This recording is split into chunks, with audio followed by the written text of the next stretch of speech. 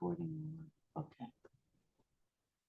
And that's Daniel, Hal, Malika, and Anjali. Okay, ready? Yes. All right. Oh wait, I just gotta pull up the slides. 1 second.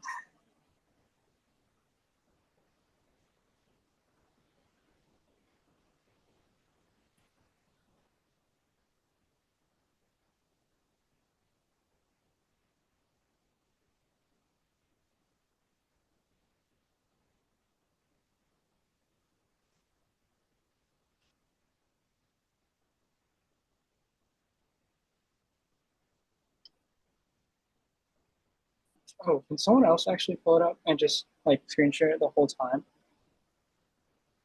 and just like go through as we go? Wait, do we have access to share it?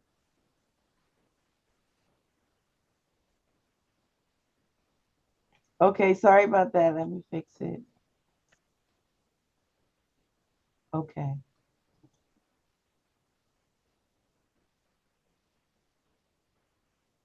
How do you want me to do it?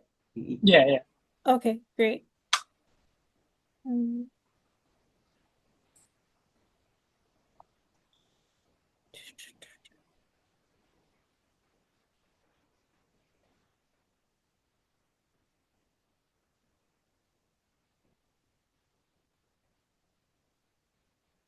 All right.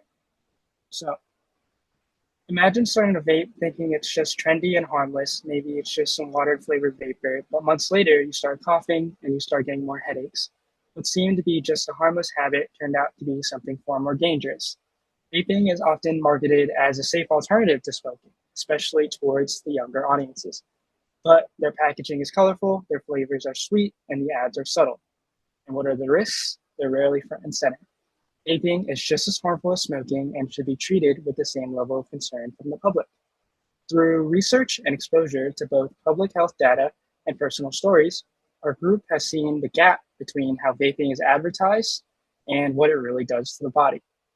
Health organizations and medical experts have repeatedly warned that vaping is not harmless habit that it is portrayed to be.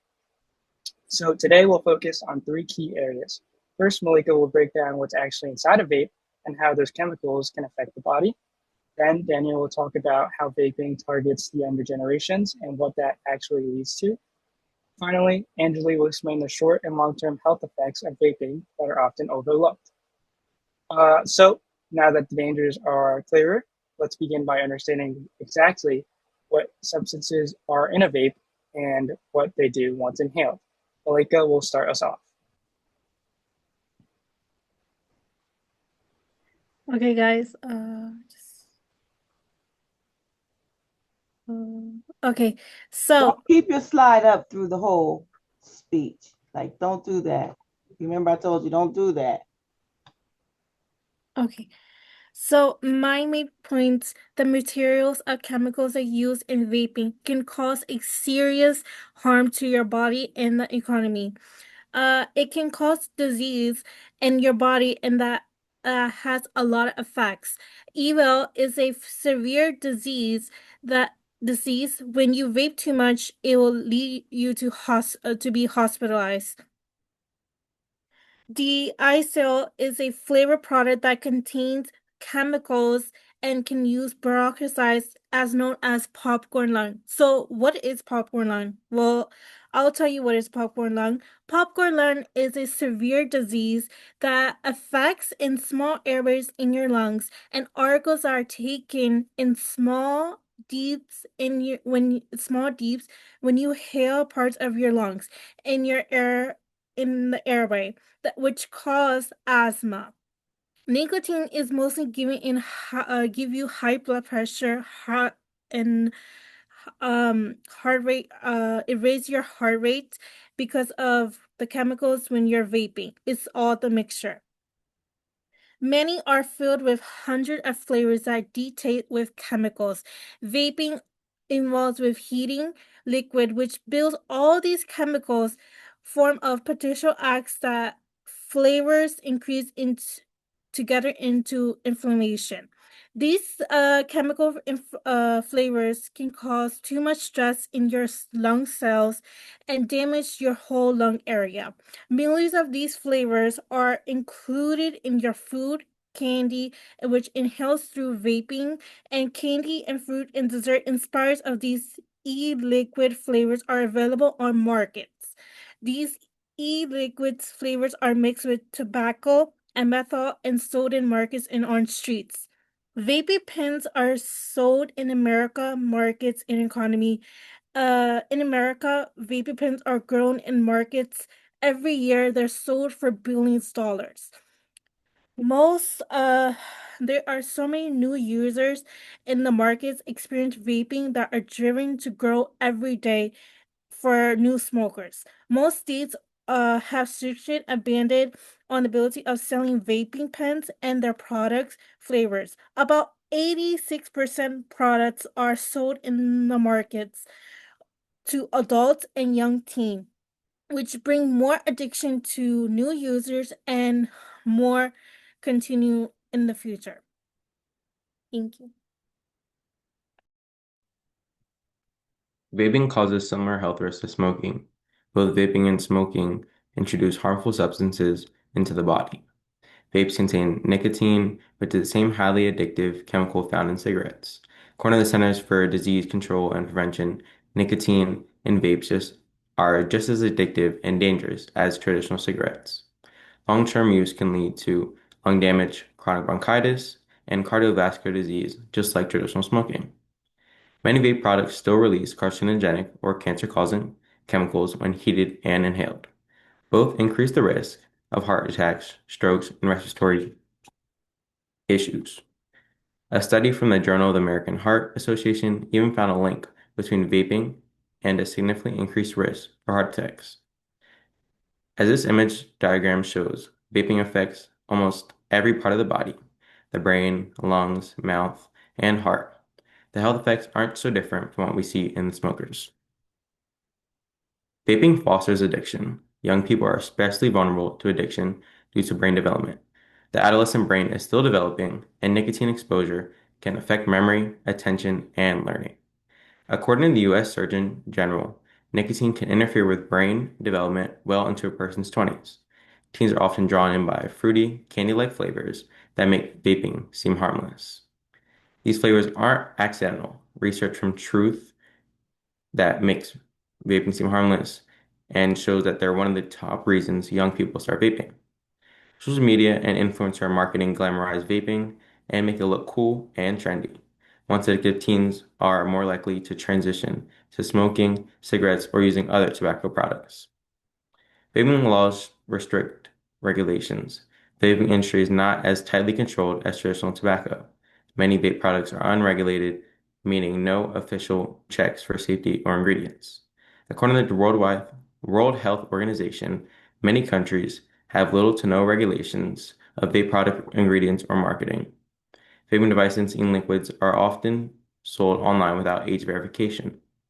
Labels can be misleading, with some not listing all the ingredients or harmful chemicals. Public health campaigns focus more on cigarettes, so people assume vaping is safe. This global map filled with vague markers highlights how vaping has spread across the world, often faster than any regulation or public awareness can catch up.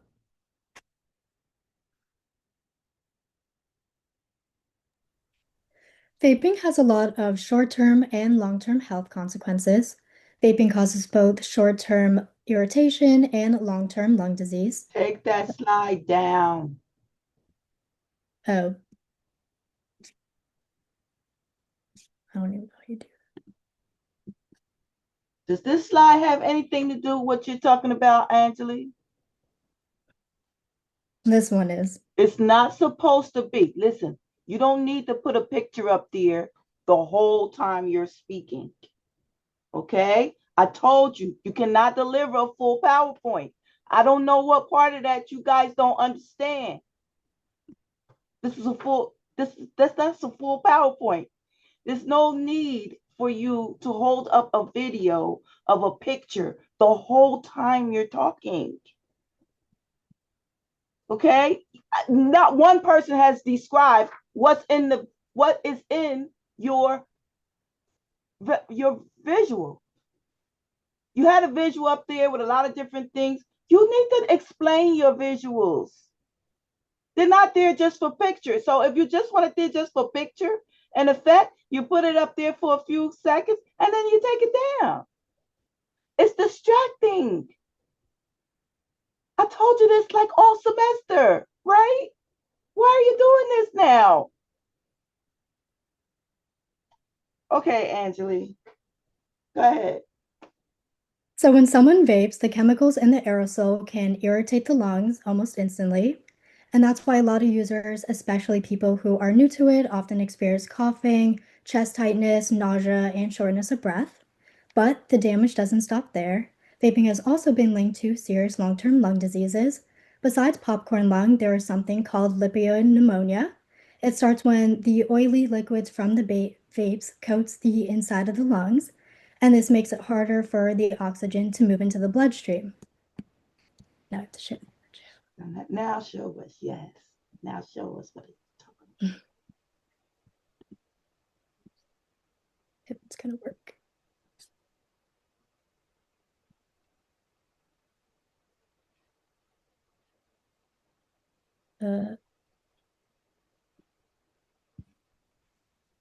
Help her out, Malika.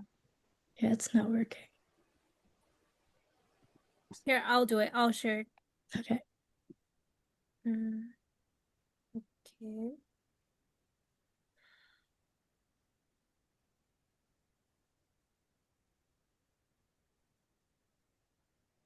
Okay. Okay. So on the left side is an image that I found on Wikipedia that you can see that liquid substance covering the lung. And then on the right side is an image from Journal of Hospital Medicine, which shows an X-ray of what the coating looks like on both of the lungs. You can take it down. Okay. This disease is less common than others, but it's a lot harder to diagnose, making it equally as dangerous. And vaping can also cause sudden and unexpected lung collapse. This lung collapse can be in people who seem completely fine and had no previous history of lung problems. There's been a rising number in these cases in young teens and adults who vape, which is likely due to the increase in popularity and accessibility of the product. And these instances happen suddenly and usually without any warning signs. And due to these ruptures in the weakened lung tissue, they are often required emergency surgery. Vaping disrupts brain development and increases risk of addiction and mental health risks. According to the article, Vaping in Your Brain, What to Know, published on April 19, 2024 by the MD Anderson Cancer Center, quotes, nicotine can hijack the brain mechanisms that support reward and cognitive processes and bias them towards nicotine and nicotine-associated cues, end quote.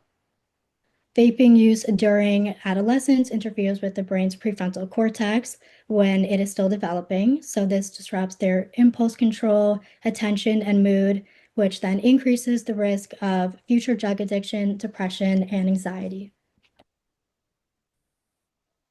So, in conclusion, vaping is far from the harmless habit it is often marketed to be. It poses serious health risks that closely mirror those of smoking and should be treated with the same level of public concern and regulation. Vaping introduces harmful chemicals into the body, some of which are linked to cancer, lung disease, and heart complications. It especially targets the youth, often leading to early addiction through enticing flavors and clever marketing. Despite these dangers, vaping remains underregulated, and many people still don't fully understand the risks. It's time to stop viewing vaping as a safer alternative and start treating it with the same serious health issue that it is. Whether someone you know vapes or simply unaware of the risks, start the conversation.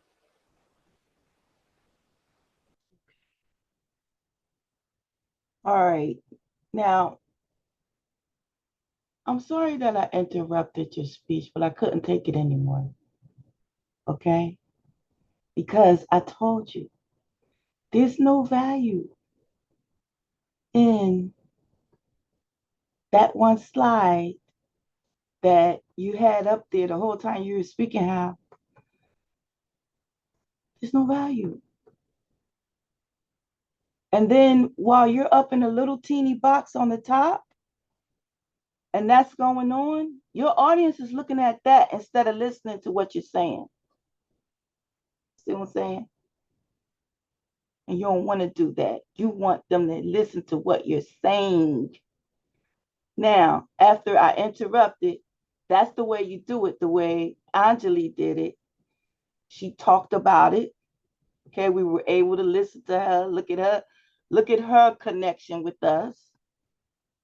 And then she put the slide up and explained the slide.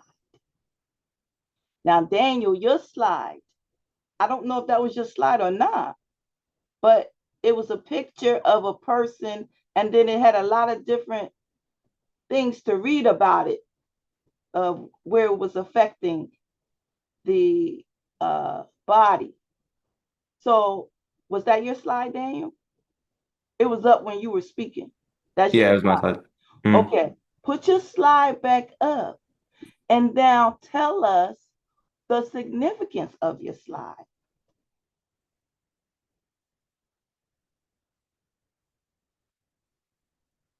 Malika, could you put it up? Because it's not working for me either. Sure, I got it. Thanks.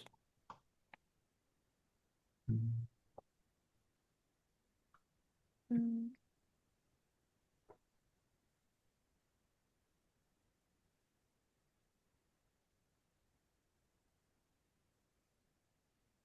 Okay. So the diagram shows that vaping affects almost every part of the body, the brain, the lungs, the mouth, and the heart. And the health effects aren't so different from what we see in cigarette smoking. Mhm. That's Okay, so you see how that had a lot of stuff to read there? If we're reading this, and we're automatically going to do it because it's a pick, it's different from what we're used to seeing, which was the person speaking. So as soon as that comes up, now our eyes are going to go to it. It has writing on it. We're going to be compelled to read it. So while I'm reading every one of those boxes, you're steady talking to me, but I can't really comprehend what you're saying. Why? Because I'm reading. And remember this, you can only focus on one stimuli at a time.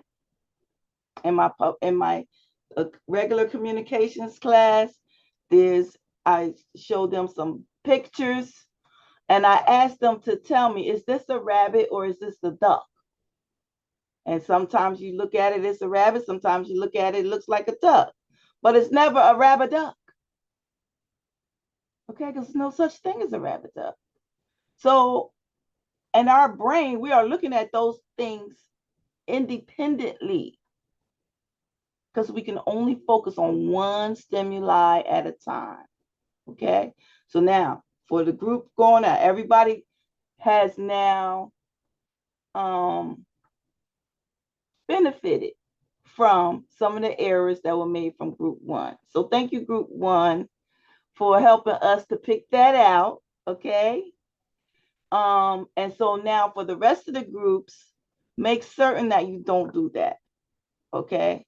Certain slide, you put up a visual for effect, yes. But I told you in this class, especially for this speech in particular, I don't want a video. I'm not looking for that in this. We're looking to evaluate you as a speaker, right? The visuals are extra. And you need to understand how to use them so you don't distract your audience away from what your intended message is. Okay? That's a big no-no in public speaking. Distractions. Okay? And your visual, if it's not valuable, of, like say it's a graph and it's something and it's just there for effect, like that danger sign, no vaping, that's for effect, right? Now you might have it behind you while you're talking, maybe, Some of you did it in your informative. It's okay, kind of, but you don't want to leave that slide up there all the whole time you're talking. You don't want to do that, okay? Please don't do that. I don't want to see it anymore, because it takes away from all the hard work that you put in to with your delivery as well as your research. We want to hear it. We want to know what your research is. We don't want to be distracted by a picture. Okay. All right. Can I ask a question? Yes. So if we have visuals and they have words on them, is it okay that we still show them as long as we're not keeping them up? Or It's should okay, but you need, number one, don't just put up a visual for the sake of fulfilling the requirement of a visual. Make it meaningful, right? So if you put up a visual, explain it. Because we might not know, like you might know in your mind what you want us to get from the visual, but does everybody get it? So, like I said, Angeli did it properly after when I stopped her. That was proper. She talked about it. Then she put it up. And the slide is convincing. That pic is convincing. Okay? That pic is definitely a great choice for a visual for a speech like this. That was great. Yours was great too, Daniel. And yours was great too, Hal, to put it up, let us see it before, while you were still doing whatever, while we were waiting. That would be great to have that up there while we're waiting, because we'll be like, oh, what's that? I wonder what he's getting ready to talk about. Oh, okay. Because these pictures, these visuals do stimulate our brains, okay, towards some type of communication. So they're good. You have to know what effect you're trying to get from it, the use of it, and apply it accordingly to your speech. Okay. Because as you could see, when Daniel was speaking and we were trying to read that, okay, I can't say that everybody, I know I didn't listen to everything Daniel was saying, because I was trying to look at that slide, right? But then when Daniel put the slide up again afterwards, when we asked him to, he obliged us and put it up again. And then he gave us a summary of the slide. Now we can fully appreciate it. Okay? Because initially, when he was giving all those facts, if he not had that slider, that would have logged in our brain the words he was talking about. And then putting that picture up and then summarize. See, this is what we're talking about when we say affects every part of your body. Here you can see where it affects the lungs, it affects this, it affects, and now we're all looking at these different things you're pointing out to us, telling us to look at, and talking about it at the same time. See the difference? Okay. All right. Got that, Zoe? Did I answer your question? Okay. It's learning. It's a learning experience. It's a learning experience. All right. Okay. Group 2.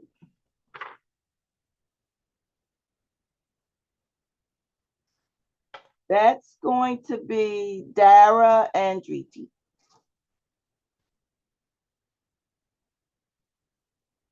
Let me put you back in the speaker view. Zoe, you with that group?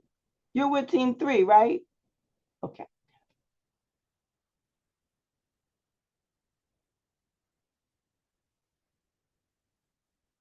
So who's speaking first, Dara or Driti? I am. Okay, here we go.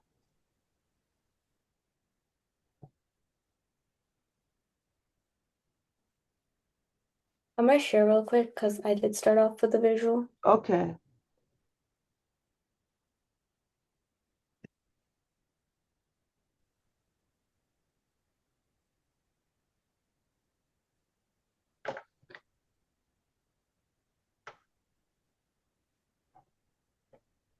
Imagine standing at a gas pump, watching the numbers tick higher, 40, 50, even $70, and wondering where all that money and pollution is really going.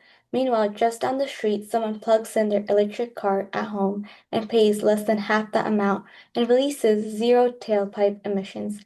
It's not just the future, it's already happening.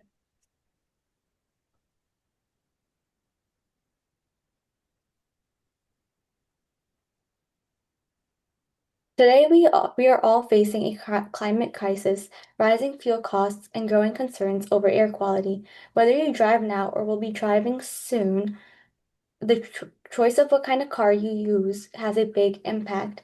Not only your wallet, but on the planet too. That's why electric vehicles are not just a trend, they are the solution. Electric cars are a better choice for the future because they reduce environmental harm, offer superior performance, and save money over time. We first got curious over electric cars after learning how much pollution comes from them and the transportation through casual scrolling. Since then, we've researched government reports, energy data, and expert studies. The more we learned, the more we realized how powerful electric vehicles can be, not just for the environment, but for performance and everyday convenience. That's why we're passionate about this topic.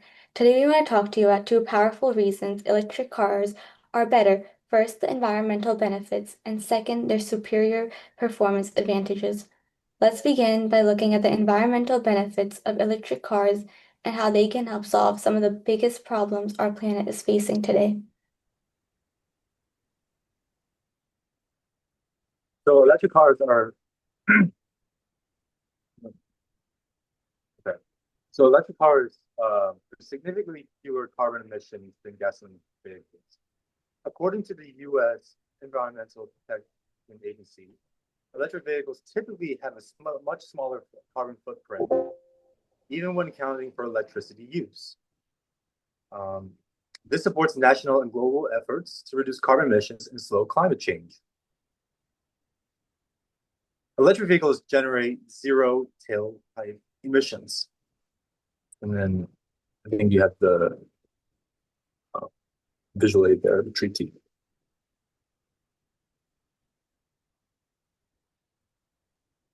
Yeah, let me pull it up. Yeah, it's okay.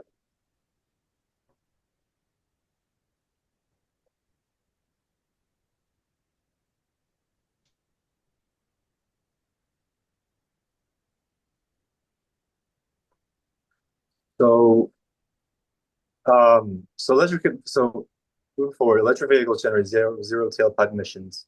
This picture specifically shows a car producing. It's a gasoline car that produces diesel instead of an electric car that produces no tailpipe emissions. You can take that.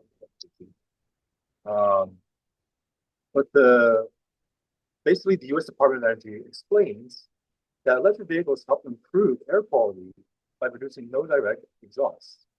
This improves the health outcomes in urban areas with heavy traffic and related air pollution. And then electric vehicles can be powered with renewable energy. Another visual aid.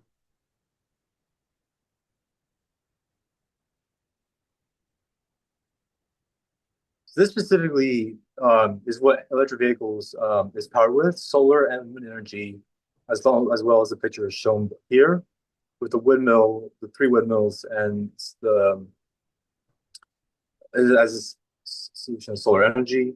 So according to Yale Climate Connections, electric vehicles use half the energy of gasoline vehicles and can be powered by clean electricity like solar or wind. When combined with those renewable sources, electric vehicles become almost entirely emission-free. While electric vehicles help protect the environment, they also offer major advantages in how they perform on the road.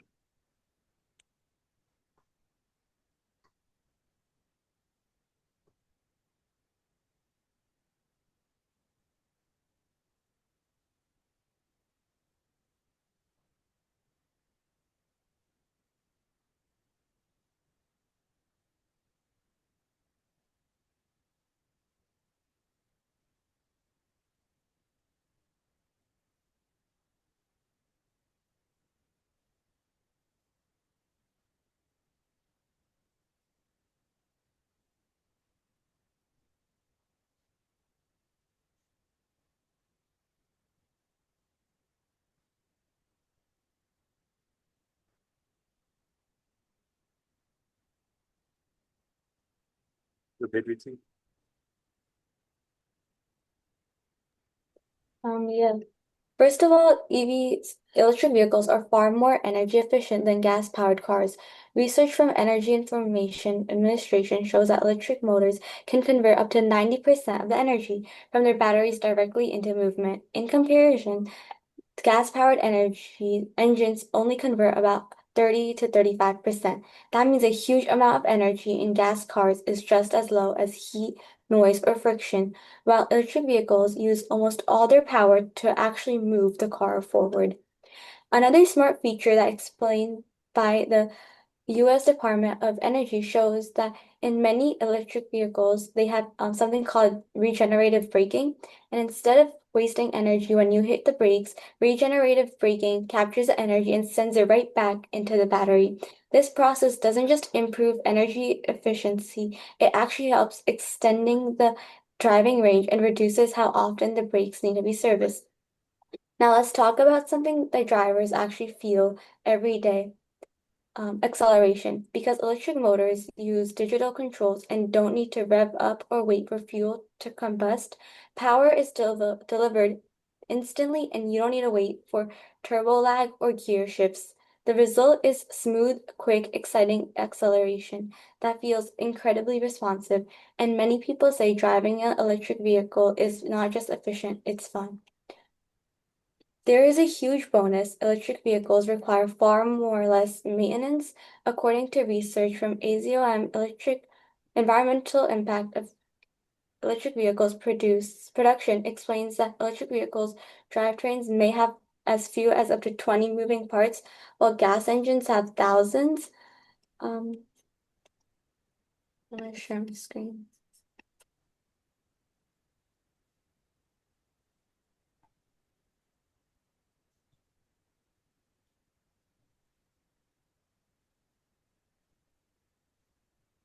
And these are just common types of vehicle repairs that electric vehicles don't use, like oxygen sensor replacement, catalytic converter replacement, like fuel cap replacement, thermostat replacement, and more than just these 10.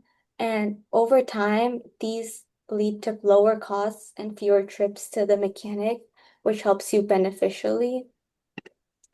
So hopefully you've seen how electric cars aren't just cleaner for the environment, they also use smarter, smoother, and more efficient for drivers like us. From energy use acceleration to long-term savings, the performance advantages of EVs are hard to ignore. Okay.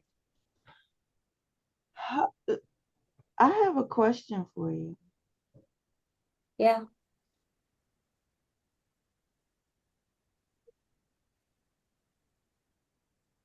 So when you were showing us what it is that we don't have to pay for now in repairs, Mm-hmm. are there other repairs that you might not have in a regular fuel car that you have with an EV? And what's the cost of those in comparison to the cost for the gas fuel vehicles? I'm definitely sure there's more um, there's definitely like costs that you have to do with electric vehicles, but since they use less parts, there'd be less um things to repair compared like you wouldn't really need like oil. It would be more of a long-term change than like something you would do regularly. Like I know like oil change gets done regularly, but like there you don't really have to do that with an electric vehicle. Mm-hmm. But are there other things that you need to do regularly? I guess would be my question. You have to What's the replace the cost of battery. repairing that stuff? Is it comparable to gas? Is it more expensive or less expensive?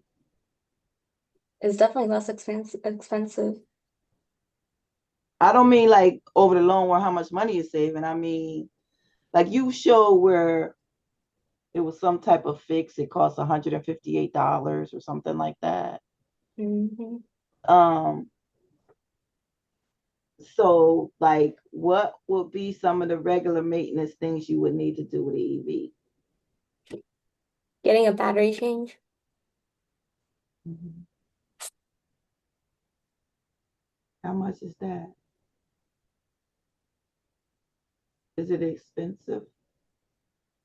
It is expensive, but you would only do that once, like every couple of like years. Like it would be a very long-term thing. How long does a battery last?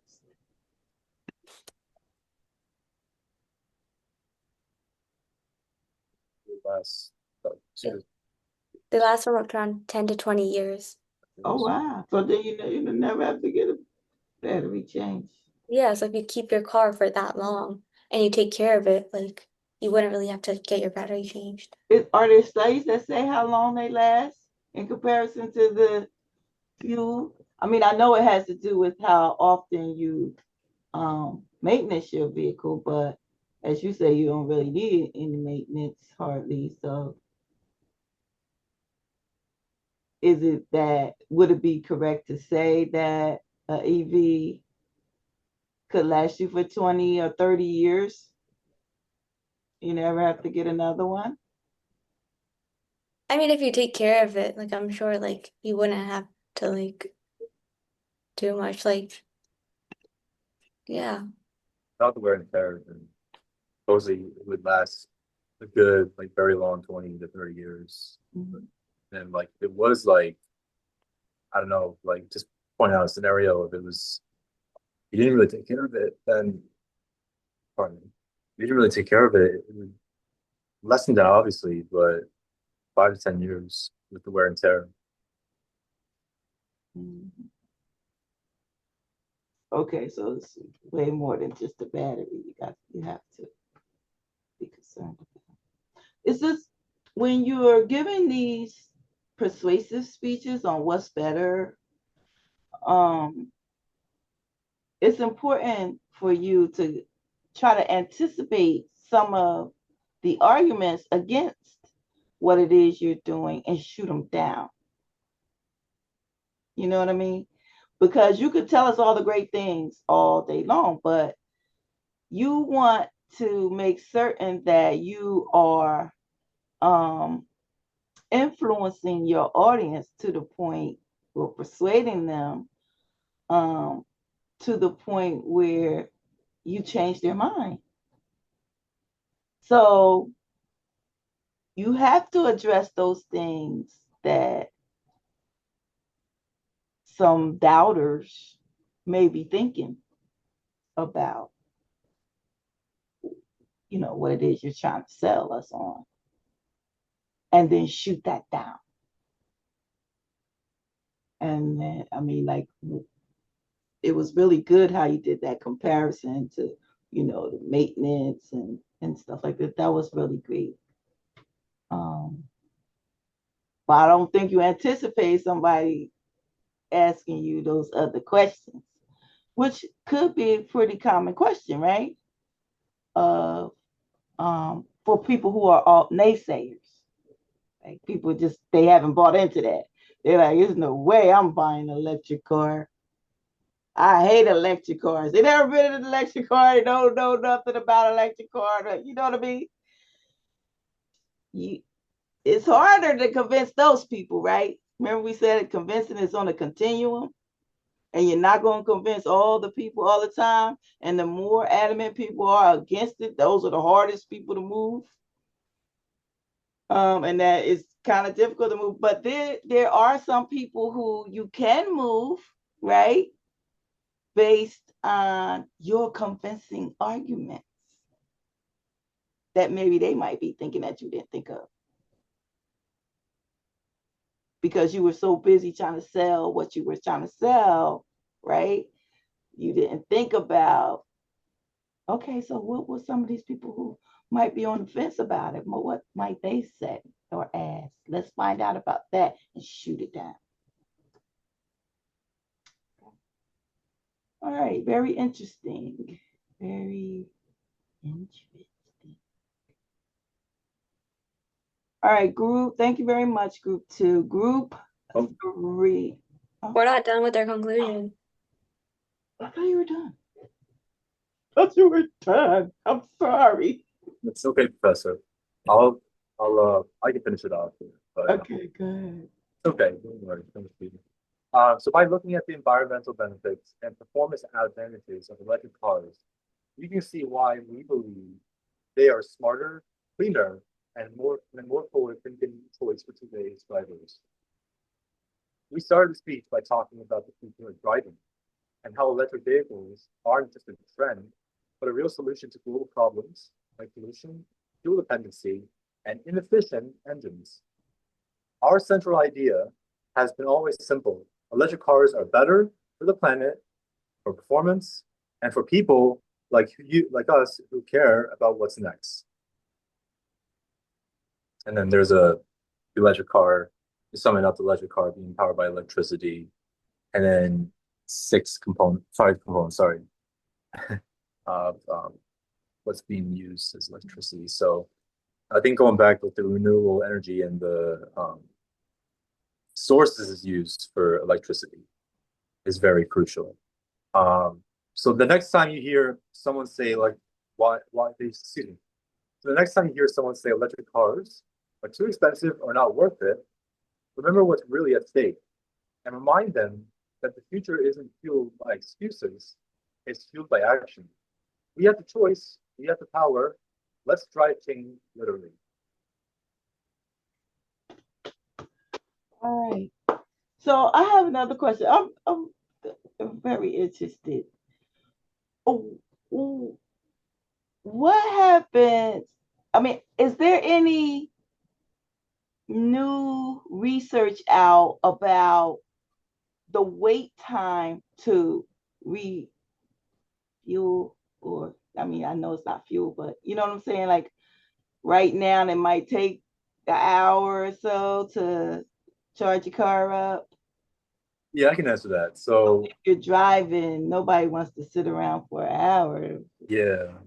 So personally, I mean, not about me, but my father has an electric car, and it takes him about, I think I wouldn't say the whole night, but about good 3 to 4 hours, depending on which electric car he has. A BMW, I mean, um, I don't know the specific type model of the BMW, but it's not like an SUV or anything. It's more so a four-seater, a five-seater, including the middle seat in the back. Okay. But um, 3 or 4, maybe 4 to 5, depends on the range. But that's typically the amount it would take for an electric car to charge up to its So full. when you're on the road, Can I talk real quick? I know like from experience, there are electric chargers, like not cars itself, but chargers that have fast charging and they'll charge up to like within 15 minutes. okay, So yeah, that is like already out there. okay, all right. I think what Drees is saying, it depends on like which electric charger you're using. Some like what she said, 15 minutes is I think it's absurd, it's crazy, but it's definitely I mean, those may think it's maybe not right, but I think it's a bright piece for electric cars like Tesla, BMW, and Mm-hmm. If you have it at home and you have the time to charge it like the whole night, like that's what most people do. But like usually out on the roads, there are like a lot of options with like 15 minutes, 1 hour, 2 hours. You can pick what you want. Okay. Are they getting more and more? I mean, I do see more and more stations around, but I don't know about in rural areas, yeah, in rural areas, I mean, the charging stations. yeah, it's I would like to think there would be, but there isn't. From when I drive, I don't know, if I drive through Flemington, for example, or Hopewell, there's no electric vehicle charging points. But like places like Princeton would have something like that. So Yeah, but Usually what I've noticed is like if there's like a quick like fast food place or like something like Dunkin' or something, they've been starting to like get those chargers like added to their parking. mhm. So like Oh, maybe rural areas have that. yeah. I have a question. yeah, what's up? What about like, you know, the materials for the battery have to be mined and stuff like that, how does that affect the emissions output and stuff like that versus because I'm pretty sure it, before the car is even driven, it has like a greater like environmental impact than versus a normal car. Good question. I mean, I like to think that you're basically just asking like before you use the electric car itself, right? Okay.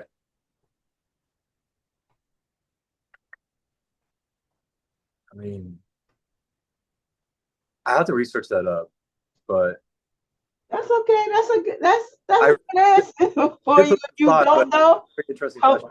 yeah, Like, confess. That's a good answer. Let me get back to you on that. yeah. That's a good, Um, I mean, that's a good question. Let me yeah. get back to you on that. I don't know the answer to that. That's good. And it helps your credibility. Don't make up something that you might get caught in. You know what I mean? You don't know the audience, how much they know or don't know. I Remember, yeah, never underestimate.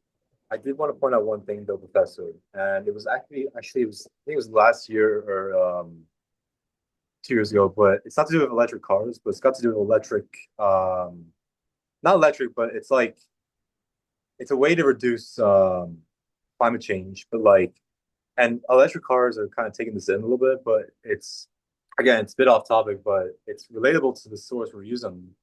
But I was researching up from last year. It was I don't know if you heard of Virgin, the airline, Yes. but they did a flight from London to New York on one of their model planes using 100% SAF fuel, sustainable aviation fuel. And that's like, again, it's not to do with cars or vehicles, but it's like one of the, I mean, people may think it's crazy or not, but I think it's just one greatest way of saving climate change and climate and environment itself. If Tesla, or again, I know it's a plane, it's not a car, but if Tesla or BMW or the whole corporation itself would take something in like that, they're using again using all electric cars is one way of saving the planet for sure. Mhm. But Yes. And it is true that we do need to start thinking about saving this environment because a lot of people are still debating climate change. They don't believe it. They think it's a hoax.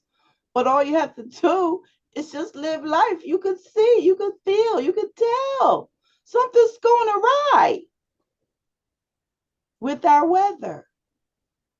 it's crazy what the weather's been like recently. It's Yeah, we have to start trying to bad. consider a cleaner environment for ourselves. Is true, and that is one of the big pushes for um, EVs. And then I'm just going to ask you one more question, though. If you know, what countries are leaders in EVs? I think Germany is definitely one up there for sure. France and Germany, I think. I know, like again, definitely again, not to research more, but I would definitely think most countries, and not most, but I'd say a good half Mm-hmm.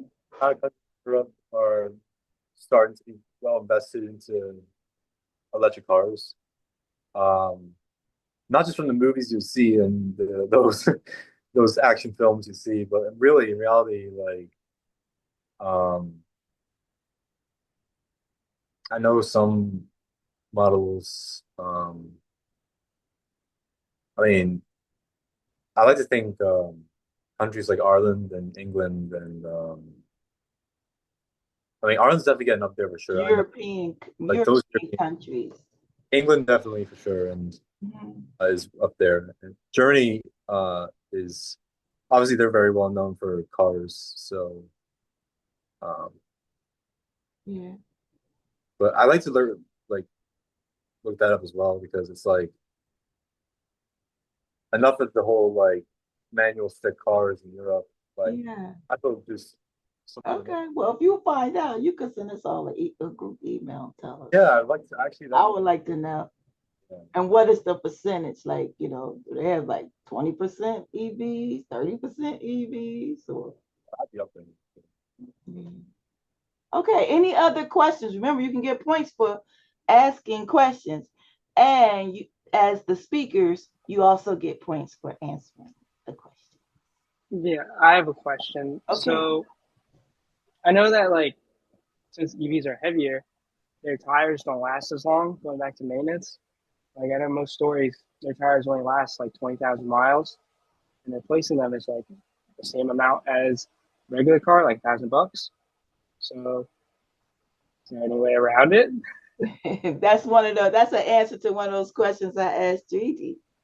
Like, what were some of the other things that expenses that you might have with an EV that you might not have as much with the gas fee?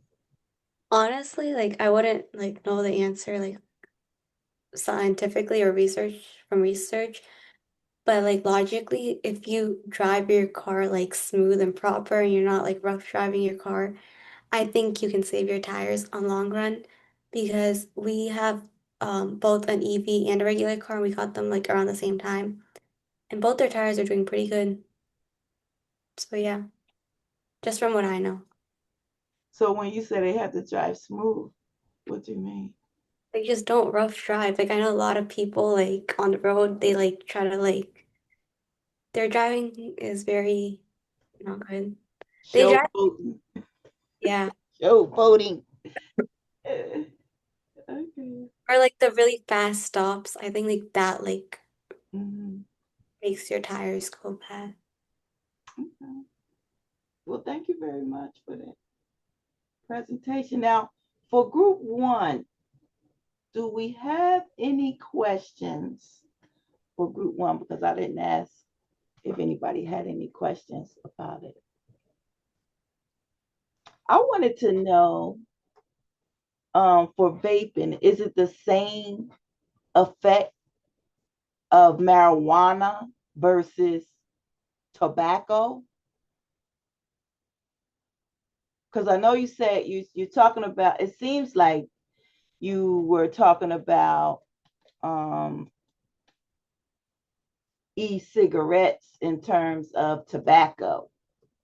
And I was wondering, and we do know all of the bad things involved, is it the same effect with marijuana, especially with it becoming legal in New Jersey of late?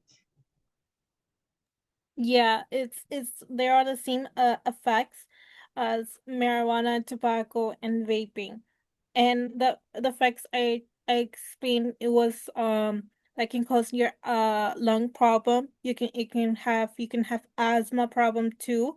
It can damage your lung cells too. And the word is called popcorn lung, where I explained that inside your air, well, in your lungs, that it can damage, and also you can have some breathing problem too, which is asthma. So it doesn't matter whether it's marijuana or tobacco. Yeah, It's the same effect. yeah, it is. It's the same effect, but I'm pretty sure that weed has a stronger, like it's worse for you Oh, than it's smoking. worse. Yeah, like the effects come faster. The effects come faster, you Yeah, said? because it's like I'm pretty sure it's worse to do that than in terms of like I've heard before like smoking a whole pack versus like a joint or something. The joint's usually worse in terms of like the impact for it. Okay, so now are you talking about just like smoking it in general, or are you talking about vaping? No, like vaping, because since it's in the same like category, so like doing the others, like if you do both consistently, equal amount, technically marijuana is like is a little worse from you, but since you're doing both like the same, like they're both harmful, so eventually it will get to the same point. Which the other one does faster if that was your question. So what you're saying is marijuana vaping is worse outcomes than tobacco vaping. More like faster like issues. So eventually you'll get there the same, but it's just like quicker, like the damages. The damage is quicker when you vape with marijuana. Yeah. Okay. So are you saying it has because it has different chemicals? Because remember, marijuana is given for medicinal purposes. Mm-hmm. Yeah, it's because it's from different, like you still get like lung issues and everything, but since of the difference in it, the one is just faster issues that come than the other. But they're both bad. I'm Obviously. just They're trying to both. figure. I mean, I'm just trying to see why you would say it's faster because you're saying like the alcohols that they use for marijuana are different than the alcohols or whatever other chemicals they include with these vapings. Is that what it is, or you're just saying marijuana I can't go too far into detail of it because worse I don't than know enough. cigarettes because I mean worse than tobacco because science says tobacco is worse than marijuana. Science says that. I feel like it's really in and out because I've kind of heard both. Like I don't know like enough about it to be like, yes, this is the one. But just in terms of general, like when I look it up, it says that like smoking marijuana versus the amount that you could Okay, have. so when you look it up, where?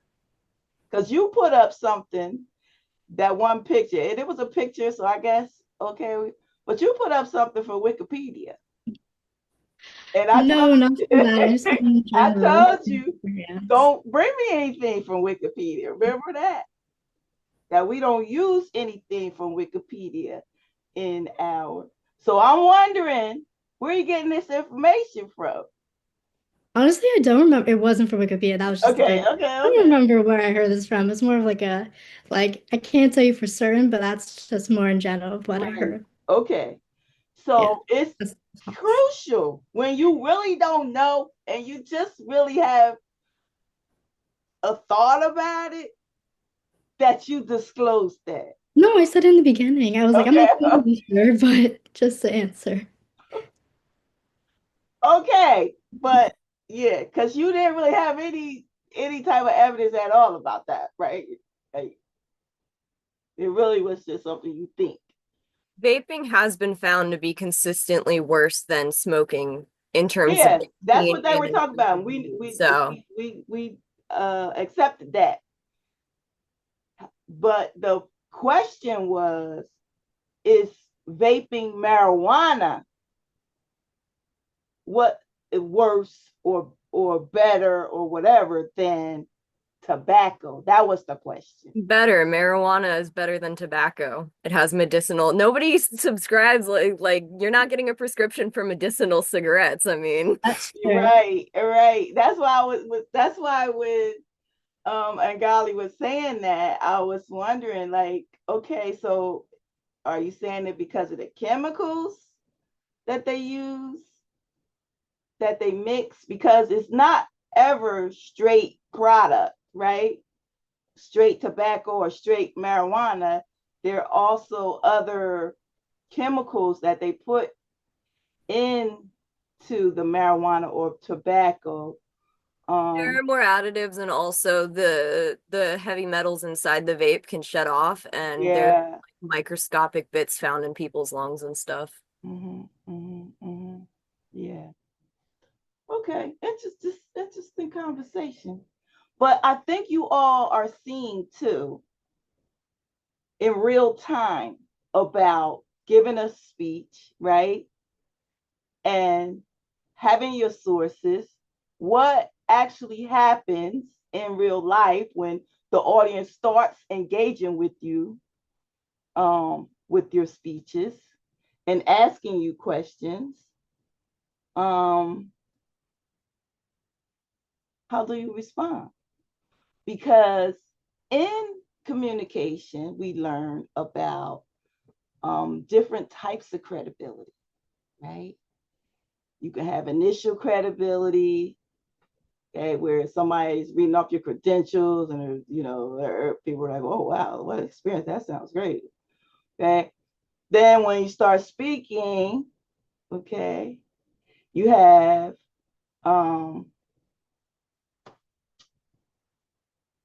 someone that can decide, oh, I don't know about that, right?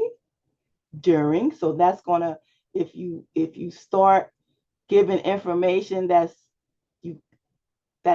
the audience doesn't feel is credible, now you start lowering that credibility during the speech, right? And then, of course, after the speech, if you start having questions and you really don't know your subject matter that much, then your credibility can come down to, and the opposite can happen, where you can increase it, right? You might not have a really big resume that people think or assume is credible, right? And then you start talking to the person starts talking, and they have lots of credible information and resources, and they really researched it, and they really know what they're talking about, and they experienced and lived it, and have that firsthand knowledge. Now they can gain some of that credibility back. Okay, so initial, derived credibility. Okay, any other questions about the vaping? That's a pretty relevant topic now on vaping. And I believe initially there was some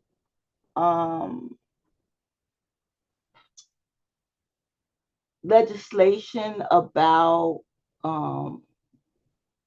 vaping and advertising the kids and things like that. And then recently I heard that some of those restrictions have come down. So it's really something to think about, especially that advertising, that marketing you all were talking about towards the kids. That's pretty dangerous, right? Pretty dangerous. Okay, so we have 2 more speeches. I want to make sure we get them. Any other questions?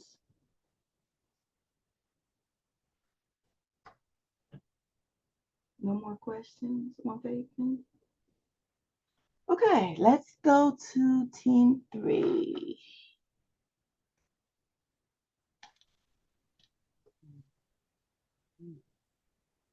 Hola a todos, ¿cómo están? Many of you probably understood what I just said, but some of you may not have. That's the power of language. Just a few words can either connect us or create distance.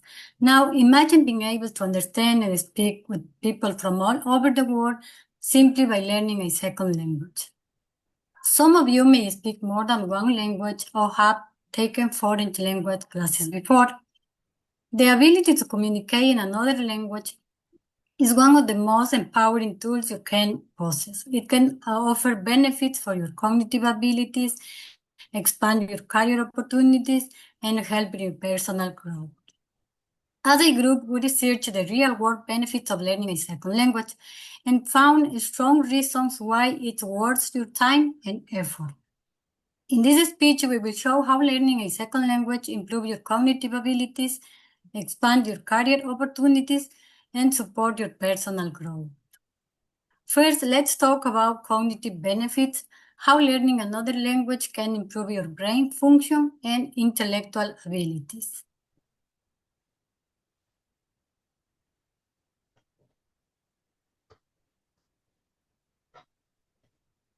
Okay.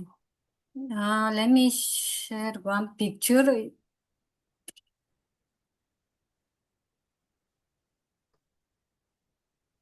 I don't know if you can see the picture. Not yet.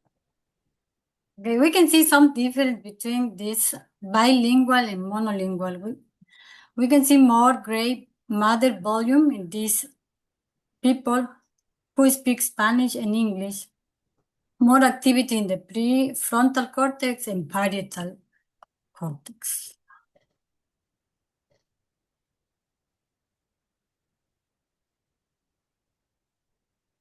Learning a second language can improve your memory and focus. The more you use your brain to learn a new skill, the more your brain functions.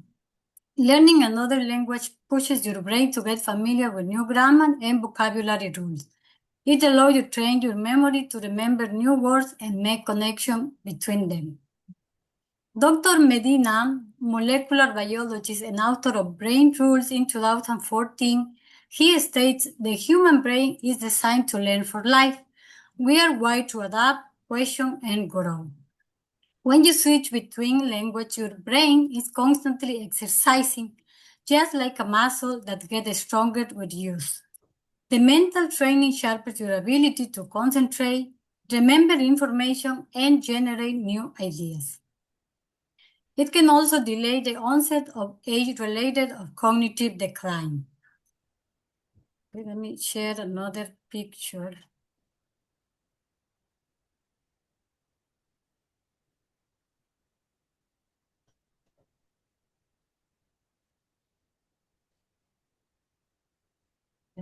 We can see this how bilingualism can improve your brain activity and your cognitive reserve, helping for delayed onset of dementia.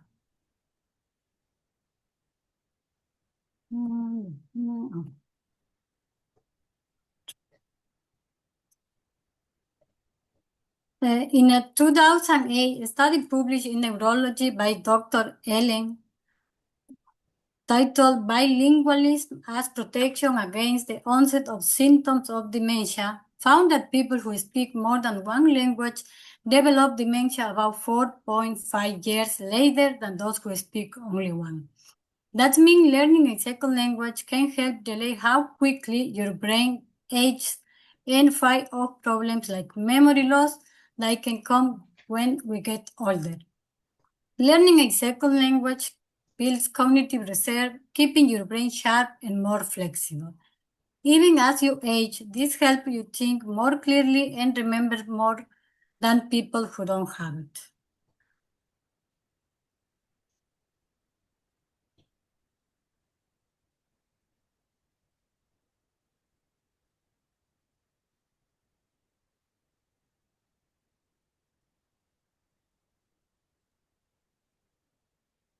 Let me share the first picture. I don't think you see it.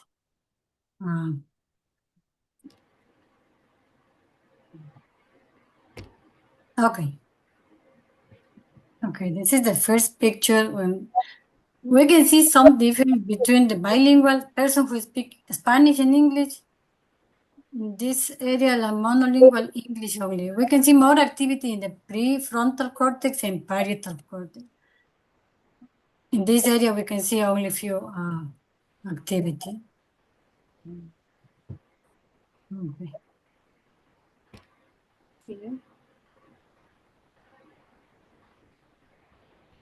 Okay. In today's diverse and competitive world, having the ability to speak more than one language is a major impressive.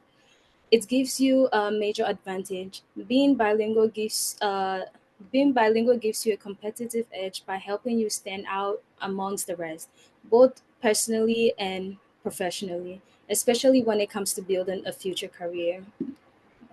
Let me see.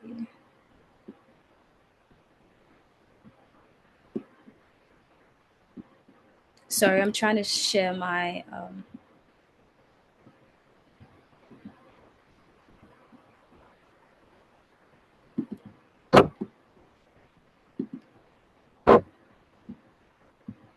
Is it open up? yeah.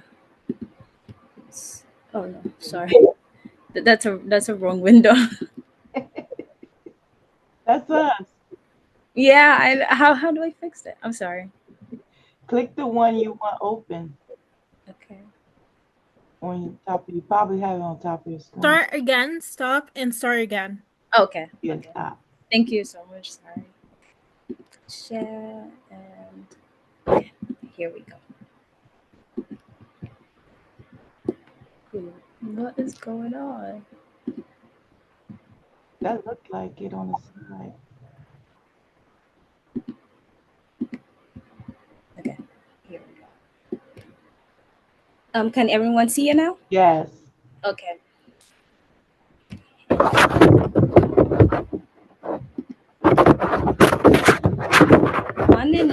Only 1 in 5 Americans are bilingual. Bilingual resume stands out to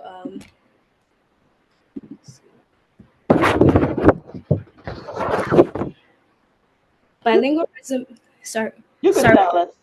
Okay, bilingual resume stands out to most employers in this modern day America.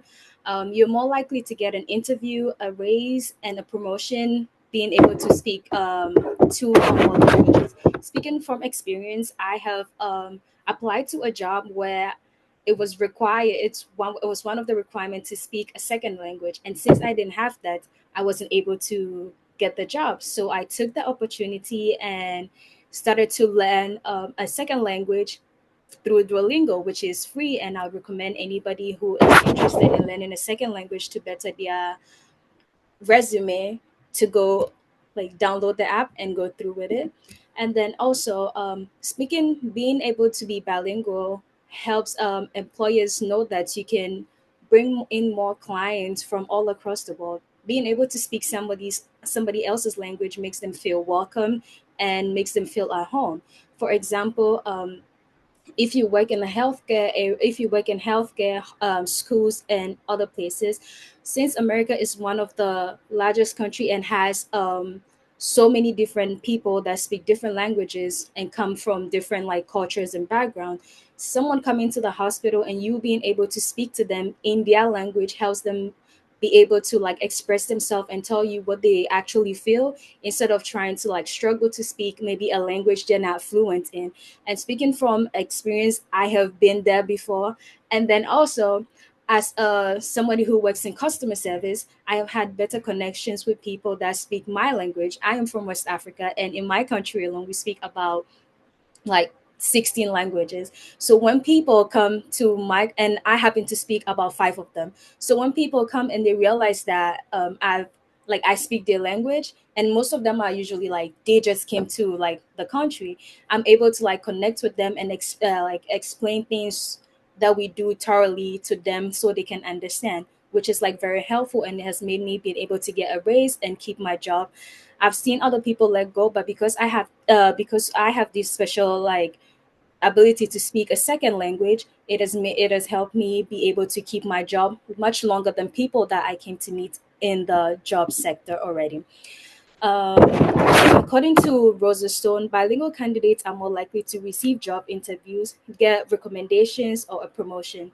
When you go on job search websites like LinkedIn, what's the other one? Like LinkedIn, job. Sorry, Monster.com. yeah, all those job websites. When you go, usually you see that it always states that you have to like it's preferred to have a second speaking language, which is what most interviewers like. It makes your resume stand. So once they see that you have the ability to speak another language, they are more likely to look at your resume before looking at someone who speaks a single language.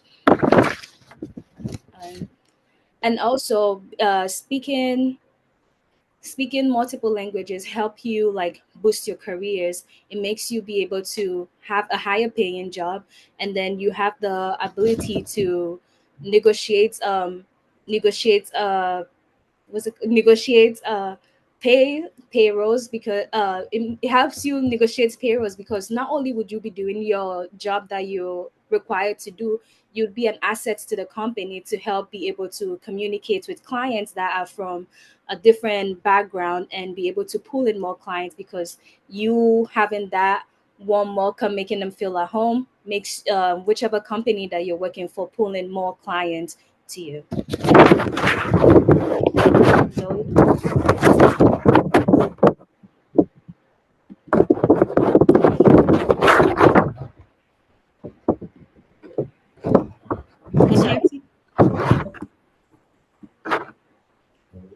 Enhancing cognitive abilities and expanding access to career opportunities are not the only reasons why it is important and beneficial to learn a second language. Making yourself knowledgeable in more than one language offers personal benefits as well. When you learn a second language, it allows for personal growth. Improving communication skills are an important contributor to personal growth, and learning a second language is proven to aid in that. An article published by Cambridge University, sorry. One second, please. Okay. In an article published by Cambridge University in 2022 called How Learning a New Language Changes Your Brain, author Carly Spence mentions that speaking a second language improves communication skills such as empathy. Spence also states that speaking a second language can help improve students' abilities to see things from another perspective. In turn, this can have a positive impact on their communication skills. In addition, the practice of academic skills involved in language studies, such as active listening, can improve learners' communication skills in their everyday lives. Speaking and learning a second language also creates knowledge of new words with deeper meanings, promoting more expressive and articulate communication. And one second while I share.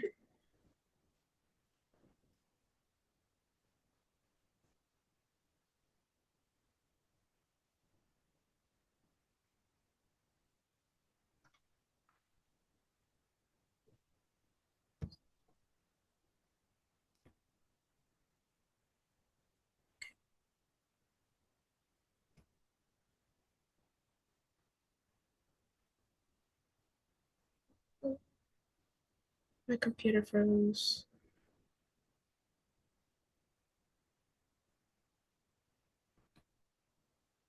Okay. My computer froze, I'm sorry. Okay.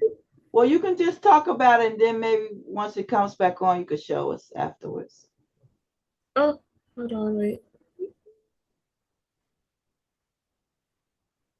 Now you're back on. It's completely frozen. Okay. Okay. I'll just continue. Wait, I actually might be working. Okay.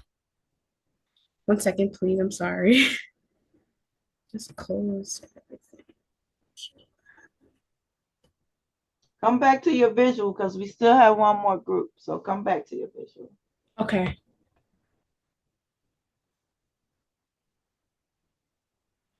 Speaking a second language creates new opportunities for travel with improved travel experiences. When learning a second language, there's opportunity to travel to places where the language is primarily spoken. Immersion by traveling to the places associated with the language being learned can be essential to putting language skills into practice when learning a second language. Being able to speak the local language of your dream travel location will make it easier to maneuver through and communicate with locals in a new environment, and it allows you to enjoy travels without the added stress of language barriers. There's valuable cultural enrichment gained from learning another language. In a journal article called Forum Multilingual Awareness Through Travel, published in 2007, author Albert Klassen took up the study of how the study of foreign languages can be improved in students' travel experience, especially through a structured travel course. Sorry. In the article, Klassen concludes that those who study and learn a foreign language also study culture, political structure, ideology, and so forth, the fundamental basis of a studies-oriented approach, such as German studies, Russian studies, and French studies. Once a student has voluntarily embarked on the path towards the acquisition of a foreign language, he or she has already indicated a willingness to look beyond the narrow confines of his or her own identity, culture, and language. When you learn a second language, the associated culture directly influences the language, which is why cultural enrichment is part of language learning. The cultural enrichment that comes with learning a second language encourages cultural appreciation and creates an understanding for diversity.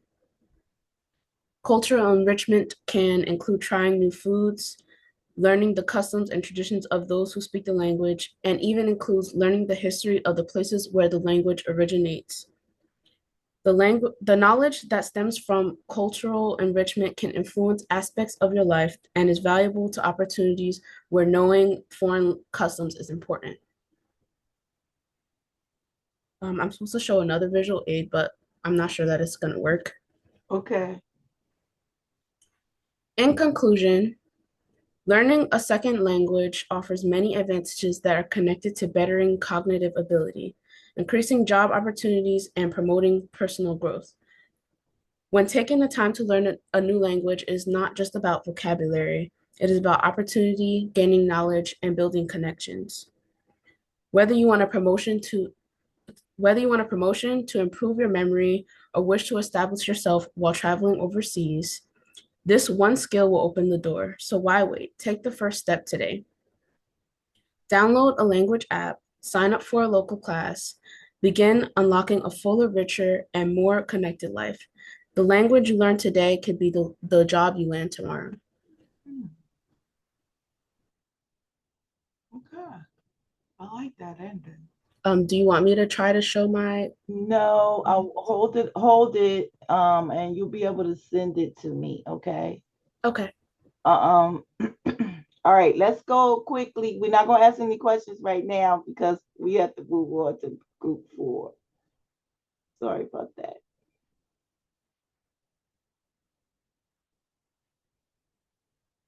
I do have a question for you at the end. I have one question. Group 4.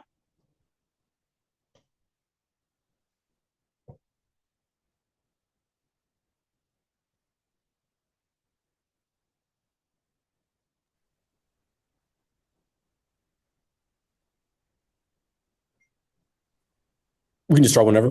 Yeah. Okay. So imagine you're coming in for your dream position, your dream job. You've been prepping for the interview for weeks. You go in, you follow in great. The interviewer himself said you did a really good job, but unfortunately, you can't get the job because you don't have a college degree. And according to U.S. Bureau of Statistics, the Bureau of Labor, people with a degree on average earn 67% more over their lifetime compared to people who don't have their degrees. We all want money, we all want health and happiness. And we can show today how higher education correlates to achieving that and how college is a long-term financial and investment that gives you your personal development, has cultural impact, will expand your horizons in your career and as well as your health. So we all wonder what the monetary investment for college is worth in the first place. And after seeing the opportunity given to others through internships and job offers, we come to the conclusion that it is. And national statistics have, after looking at that, we began researching the long-term benefits of it. So now we're going to share what we found and why it's worth considering. We'd like to talk today about first the financial, personal development, as well as cultural impact. When many people think about college, they just think about textbooks and exams. But it's not just all about that. It's a powerful experience that helps shape who you are and builds you into a stronger, more well-rounded person. One of the first things college teaches you is how to manage your time, responsibilities, and independence. You're suddenly in charge of everything, getting to class, meeting deadlines, balancing school, work, and life. According to Husson University, college helps students build confidence, independence, and the ability to take initiative, all skills that are critical for personal success. College also challenges you in ways that help you grow mentally and emotionally. Let's say you're working on a group project, navigating a tough class, or meeting people from completely different backgrounds. All of these experiences teach you something new. In fact, Husson University says college is a time for self-discovery, a time when you learn more about your strength, your values, and even start to question and refine your beliefs. On top of that, you develop critical thinking and problem-solving skills that begin to change the way you see the world. You learn to question assumptions, dig deeper into information, and find real solutions to real problems. Huston explains that these skills aren't just important for your future career, they're essential for life. They help you become a thoughtful, capable adult ready to take on whatever comes next. Now that we've looked at how college helps build you as a person, I want to discuss the financial benefits of pursuing higher education. Some people see college as an unnecessary or exorbitant expense, but that's far from the case, and getting a degree can be a great investment long term. People with degrees are reported to earn more money, have better employment chances, and even receive better long-term benefits. As indicated on the graph, according to a 2024 article by the U.S. Bureau of Statistics, higher education equaled higher earnings. It dips out at doctoral degrees, but it's a steady incline throughout. But essentially what this means is that professional degrees earn more money. Unemployment decreases with more education. People who held doctoral degrees had a 1.2% chance of unemployment compared to people that only held high school diplomas who had a 4.2% chance of unemployment. But it's more simple than numbers. The Public Policy Institute of California released in a 2025 article that 66% of people with high school diplomas had health coverage and 24% had retirement plans, comparatively to people who held bachelor's degrees and above, who had a 86% health coverage and a 40% retirement plan overall. It might not seem like a lot, but that's a 16 to 20% difference, a major impact on a lot of people's long-term financial stability and their quality of life, potentially even yours as well. Now, for our final point, I'll have Rose take it away. Beyond the financial benefits, college also helps you grow as a person by introducing you to new cultures, ideas, and ways of thinking. When you go to college, you meet people from many different backgrounds. You may have classmates, professors, or roommates who have different traditions, beliefs, and experiences. This helps you see the world in new ways and understand people better. I'm going to share with you my screen.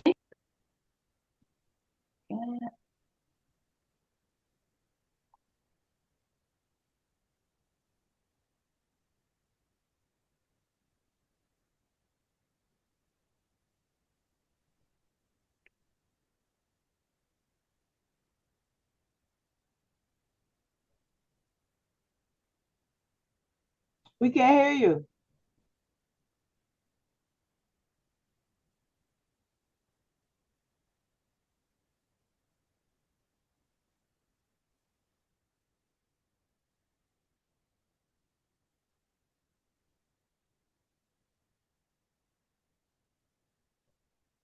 Let's see if you are muted.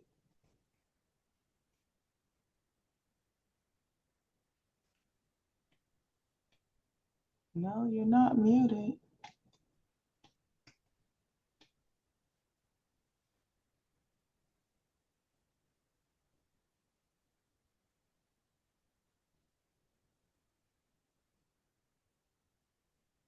We can't hear you, Rose. We can't hear you. Oh. Yeah, okay. We didn't hear anything Hello? you said. You said, I'm going to share this picture with you. And then after that, we never heard anything. And we didn't see your picture.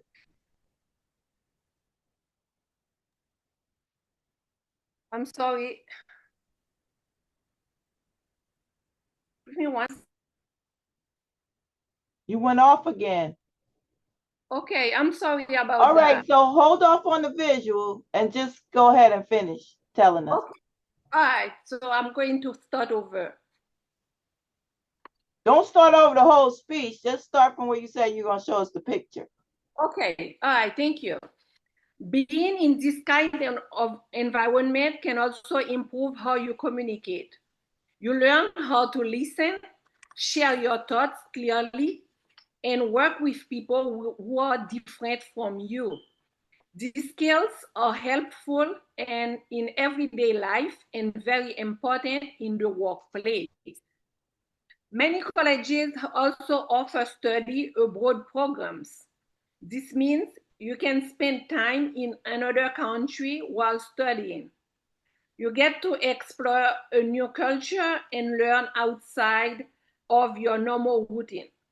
That experience can change how you see the world and teach you to be more open and confident. Today, many employers are looking for people who can work in diverse teams and communicate across cultures.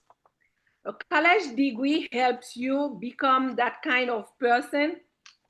A survey then done in 2023 by the American Council of Education found that students who feel a strong sense of belonging in college often do better in school. They also have better mental health and grow more as individuals. College can help you grow personally, earn more money, and experience life in a deeper way.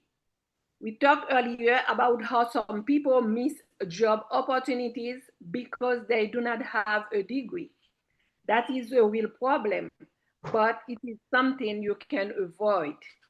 In conclusion, a college degree is not just a piece of paper.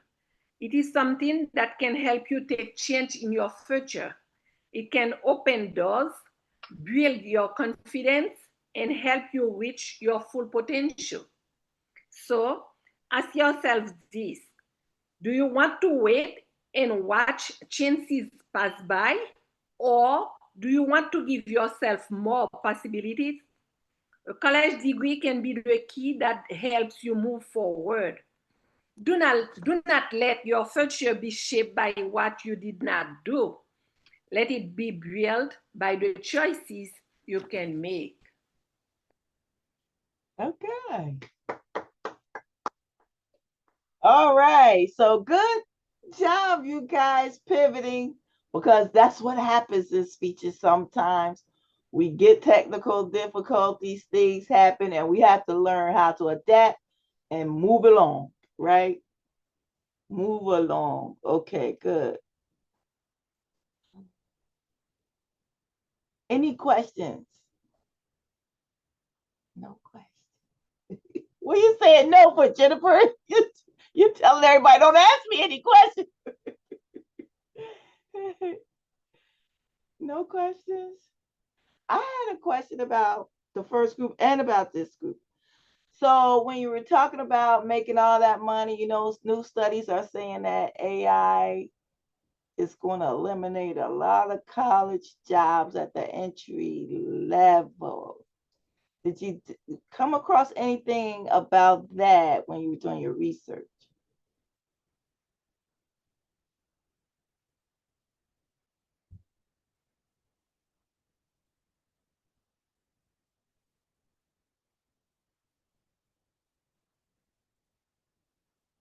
College level jobs, people, group 4? No? Yes? No? No, you didn't. I think AI is going to eliminate a lot of jobs, and so I think if anything, having a college degree might help a little bit. Because comparatively, I feel like it'd be easier to replace somebody with lower education than higher education. Then again, machines are a lot more complex. So, Yeah. I think it was the New York Times. It was either the New York Times or the Wall Street Journal had an article about specifically college graduates entry level positions and how AI is going to eliminate a whole lot of those positions. Okay. How about, thank you for that, Jen. How about in group 3? I think it was Unita was telling us how she learned a second language and she recommended that we do it. What was the name that you talked about? It wasn't Rosetta Stone. You were talking about Rosetta Stone too. but it was another name. Do you recall? For which one? Duolingo. Is it the app? Is that what it is? Duolingo? Duolingo, yeah. Lingo. Okay. Duolingo. I Yeah. have been using it to learn like a little bit of Spanish because half of the people on my job speak Spanish, and then I've been trying to learn from them again. And then growing up, I used to be like a little bit fluent in French, but since like coming here, I've lost like most of my vocabulary, and I'm trying to like learn French again. So yeah, I'm using Duolingo to do that as well. Yeah. And many people around the world speak English. Like I've been a boxing has taken me all over the world. And sometimes you're really very shocked to know that so many people know English. And in America, we're not really versed with that. we're and some people actually get mad when other people don't speak English. They take offense to it. Um, but I think you're really onto something in that, and the things that you're saying are very, very true um, about learning a second language. So it really can um, help open up a lot of opportunities for you, um, being able to be able to communicate in different languages. Yeah, like if from my country, I actually said 16, but it's actually like probably like over like 80 languages, and that from my country alone, like it. And I'm from Ghana, so it's from West Africa, and but then a lot of people would think somebody from West Africa like can't speak English, but the the like the average language spoken in most African countries is English or French. From Mm-hmm. my country, we speak English, and then like every other like native languages is like a bonus language to speak. But you find anybody in the streets like speak regular and normal like English to you, which a lot of people find surprising. Yeah. I've actually had my job where when I first started, like I do ABA, I teach like I help kids with autism, and then one girl from my job asked me, she was new, she asked me, she said, did you learn English here or you learn English from your from your country? And I'm like, girl, I grew up speaking English. Every other language I speak is like just a bonus language. So I'm like, yeah. Yeah. Yes, Sarah. I mean, I can totally relate. I mean, I can comment on this, but like, I'm just very like um, thrilled and impressed by the presentation. English wasn't my first language ever. Irish kind of was, but then uh, I learned because both my parents are they're from Ireland. My dad's side is like complicated, but like his side of family, I don't know very well. They're from South, but my dad's South from Ireland. Just like he, it's complicated because I could have spoken three languages, including Spanish, um, but like because he didn't learn because he was adopted, he couldn't really like.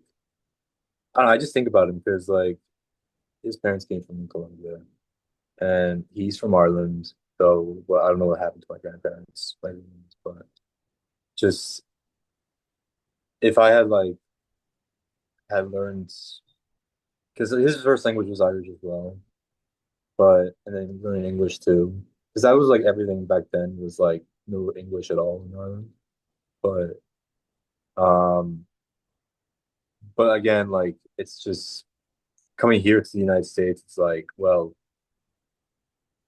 everyone's like all multicultural and like so is Ireland itself because there's like a lot of cultures people are coming into the country from different countries itself and I just think about that and I say wow it's like a really relatable thing and like um I mean it's it's It's just Different. it's impressive.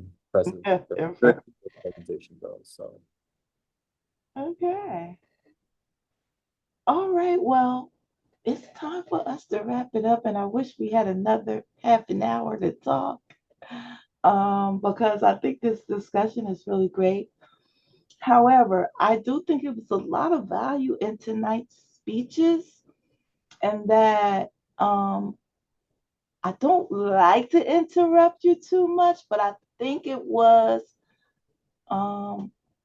helpful in letting you see where you can improve, okay, on it, where maybe your thought process was a little bit different and didn't understand how that might affect your speech. But now I think you can see that, yeah, speeches are very methodical, very strategically developed, right? And you have to keep a lot of things in mind when you are delivering a speech or any type of public speaking that you're doing, and that your credibility has a lot to do, particularly when we're talking about persuasion, okay? Has a lot to do with your success and your intent to persuade someone. So again, like some people are good, are very eloquent speakers, and they have the quote gift of gab, right? And some people use it unscrupulously with others and take advantage of them with their slick, smooth talking abilities, right? But an effective speaker, okay, doesn't do any of those things like that, because they have ethical standards that guide them through their behaviors. But I've seen a market improvement amongst all of you, all of you. And some came sooner than others, and some came later. But I think I can see tonight where all of you are really putting forth the effort to use some of these techniques that we discussed during the semester and get out of that comfort zone of what you already think you know about it and try something new. Okay. So how do you feel about this class? Do you feel like you learned something new about speaking in public, or not really? Think you learned something? I think Yes. I think you learned a lot. I think one major thing I learned was, um, if I'm ever gonna like be public speaking, I have to be very, very knowledgeable on the topic and factual. Because if you were gonna ask me questions about like school and education, I really would not have a proper answer for you. Like if we were gonna get into facts and stuff like that. I was kind of scared that was gonna happen.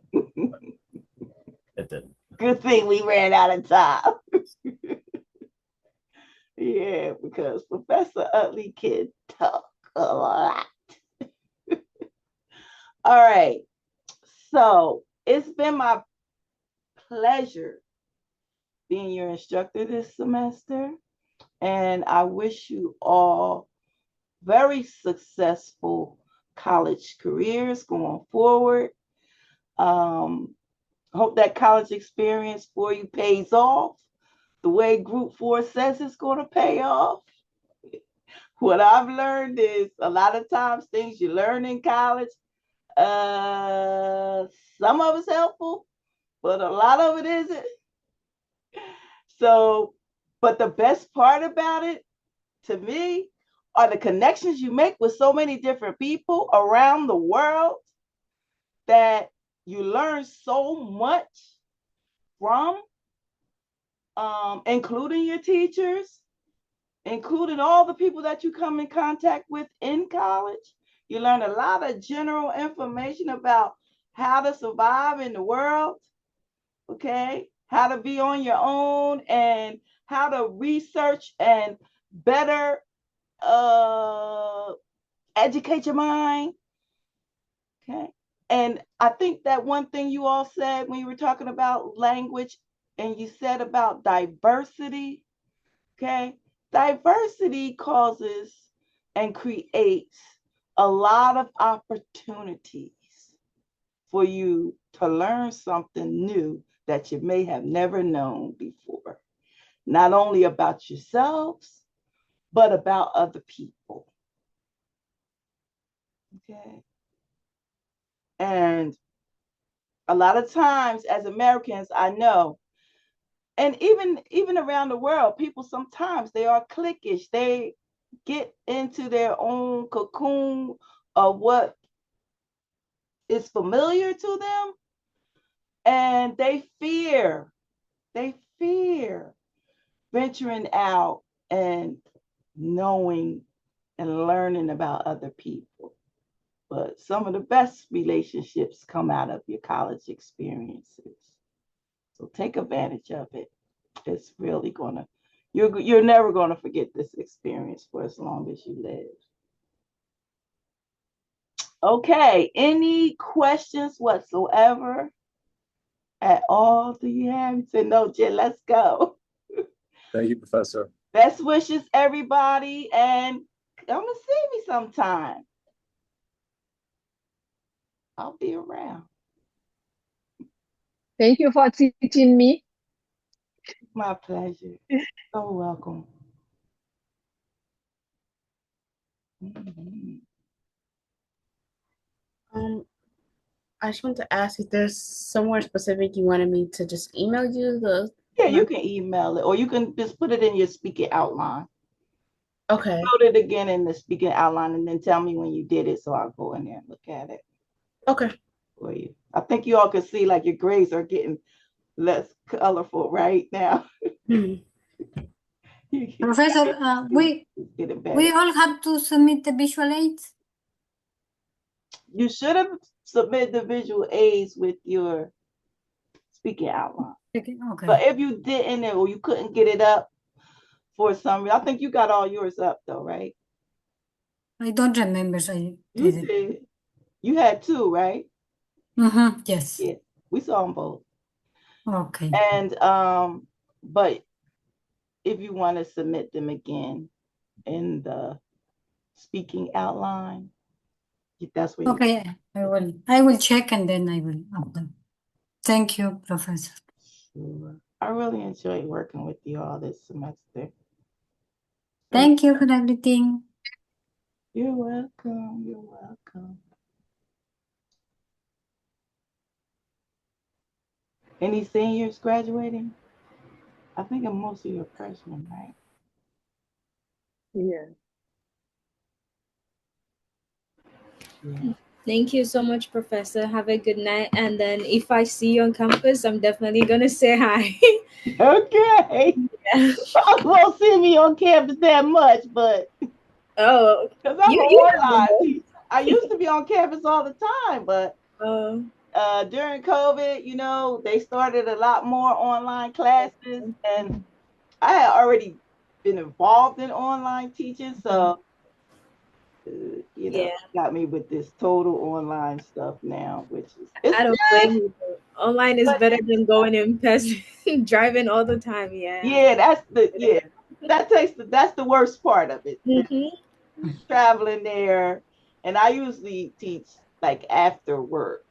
So, especially if you like have like 5 o'clock, it's a lot of traffic. Definitely. Yeah, but good thing for us as teachers, we can park right up front. You guys park, we'll walk forever, right?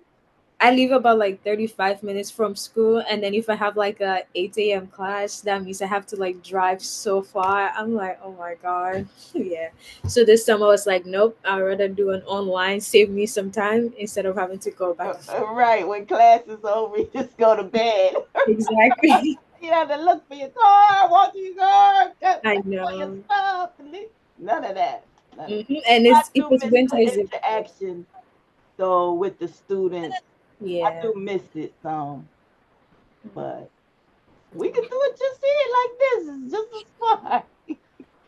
I know. Thank you so much. I definitely see improvements from like my first speech to the speech that I give now, even though I'm not feeling too well. And then also, I have like a whole paper over here with everything I had to say. But then I was like, I didn't want to read directly off of it. I wanted to make eye contact, so I just like ditched the Oh paper after yeah. the first one and just But I like, think your teammates will say that you did a really good job once you got off point paper. yeah, I just Once had you to. got off the paper because you knew it. You experienced it. You knew what you were talking about. Yeah. So you could just see the confidence rising in you, right? Thank you. Yeah. And then also I've been practicing. I've been reading it Right. to myself. She lit up. She started like really getting into it. You could see the uh commitment and passion about the topic. You really showed it. And it was because you knew what you wanted to say. Yeah. I also like read it over before I joined the class. So I know that I'm gonna kill it. I told you That last class I was practice, gonna I'm get it. telling So, you. yeah. Practice, practice. When you practice, you know what you're gonna say. Mm-hmm. You know what I mean? You know, like I've been teaching this.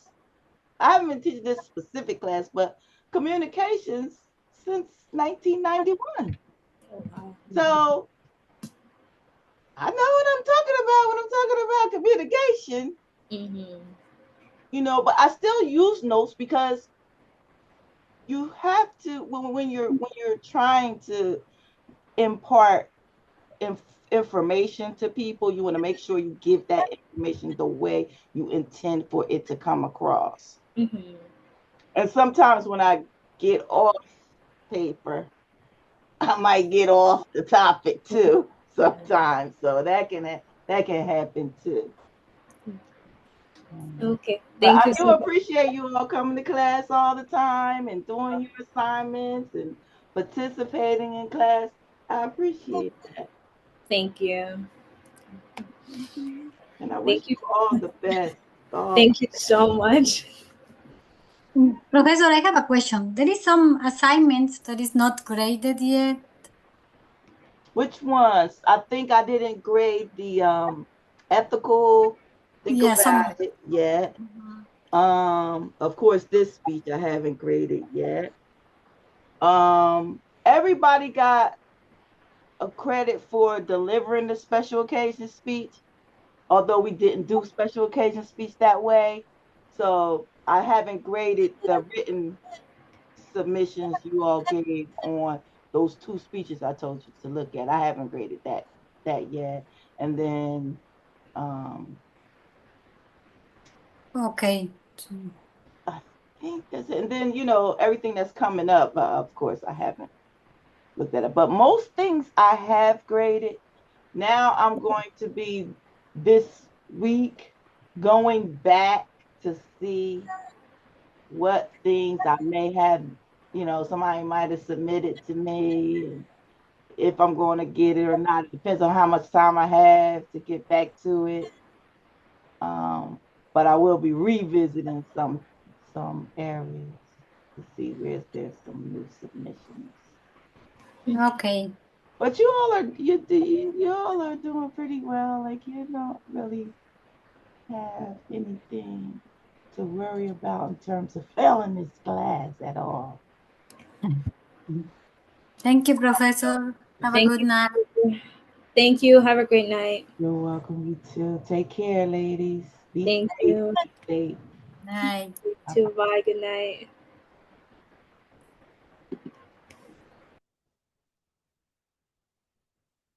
So Zoe. Yes. Hold on.